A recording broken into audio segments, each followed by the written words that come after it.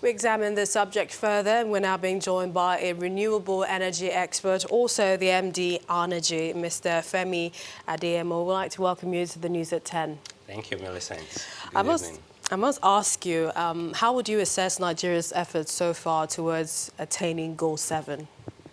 I think we need to break it down. So, Goal 7, which is affordable, clean energy for all.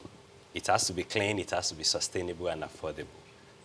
Where are we at the moment? So it's Vision 2030, and Nigeria has taken that to then distill that into what we call the Nigeria Renewable Energy and Energy Efficiency Policy, which we call Vision 30-30-30.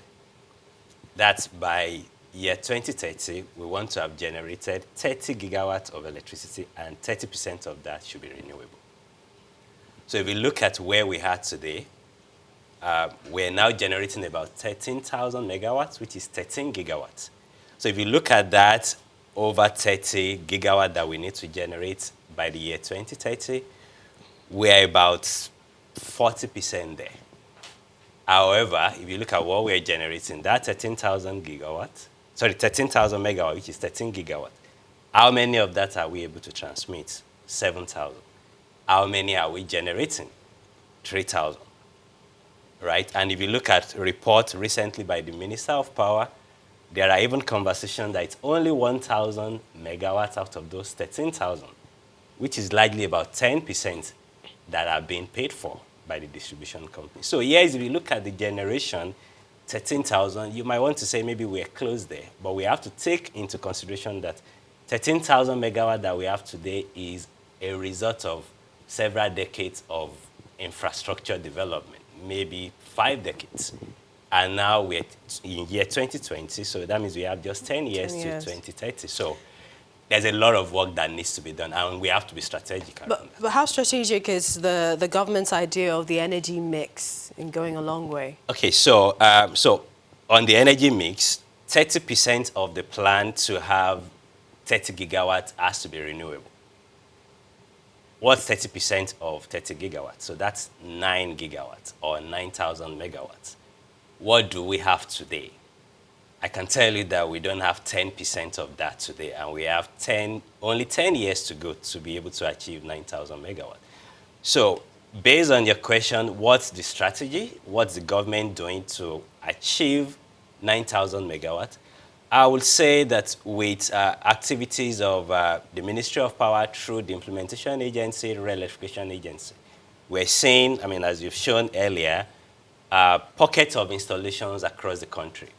There is the Energizing Education, which is targeting about 37 universities and 7 teaching hospitals to be able to provide them renewable energy, likely solar, and maybe some gas here and there to be able to power our universities. But if I look at that versus the 9,000 megawatts, so across the 37 universities and the teaching hospital, that will give us 89.6 megawatts if those are successfully deployed, which again is 89, so that's 90 megawatts out of 9,000. That's 1%.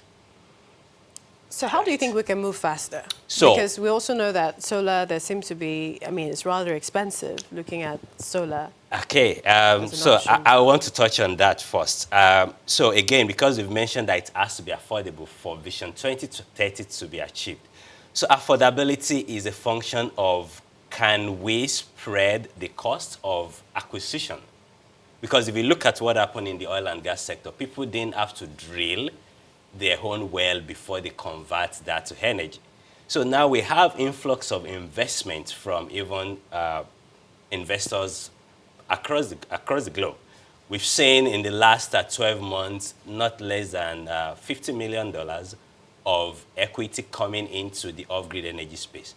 So the role of government is to provide that catalytic capital or effort, or providing an enabling environment. This still has to be largely private sector driven. So if the government is looking at, with Rural Electrification Agency, energizing economy, energizing education, do maybe 10% of that. The remaining 90%, the way to go is to identify private sector players that have institutional capital, institutional backings that can bring that capital that is required to be able to take us to the next level.